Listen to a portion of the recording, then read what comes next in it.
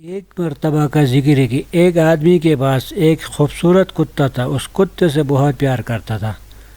وہ اسے اپنے پاس بٹھا کر کھانا کھلاتا۔ کتا بھی ہر وقت اس کے پیچھے پیچھے دم ہلاتا پھرتا اور جہاں وہ جاتا ساتھ ہو لیتا۔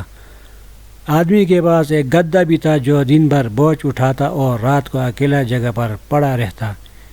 ایک دن گدھے نے کھڑکی میں منہ ڈال کر مالک کے کمرے میں جھانکا تو دیکھ کر حیران رہ گیا کہ کتا مزے سے کھانا کھا رہا تھا اور مالک پاس بیٹھا اسے چمکا رہا تھا۔ گدھا اسے دیکھ کر جل گیا اور دل میں کہنے لگا، آخر میرا مالک اس کتے کو اتنا پیار کیوں کرتا ہے؟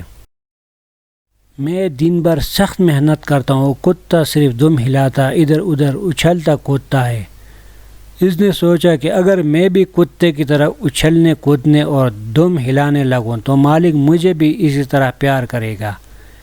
یہ خیال کر کے گدھا ڈینچوں ڈینچوں کرتا اور دم ہلاتا جٹ مالک کے کمرے میں گھس گیا۔ اس نے آسمان کی طرح منہ اٹھایا، دان نکالے اور ایسی تیزی سے دم ہلائی کہ شیشے اور کانچ کے برتن میز پر سے اور الماری سے گر کر ٹکڑے ٹکڑے ہو گئے۔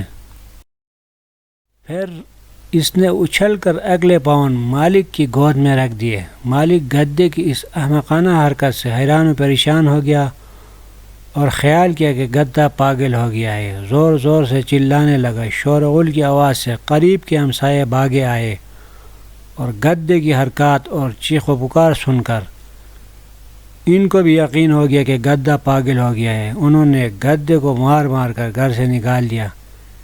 بیچارہ گدھا اس سب کے لیے تیار نہیں تھا اور دل میں کہنے لگا، جو کتا کرتا وہی میں نے بھی کیا، مگر وہ اسے پیار کرتا ہے اور مجھے مارے، یہ کہاں کا انصاف ہے؟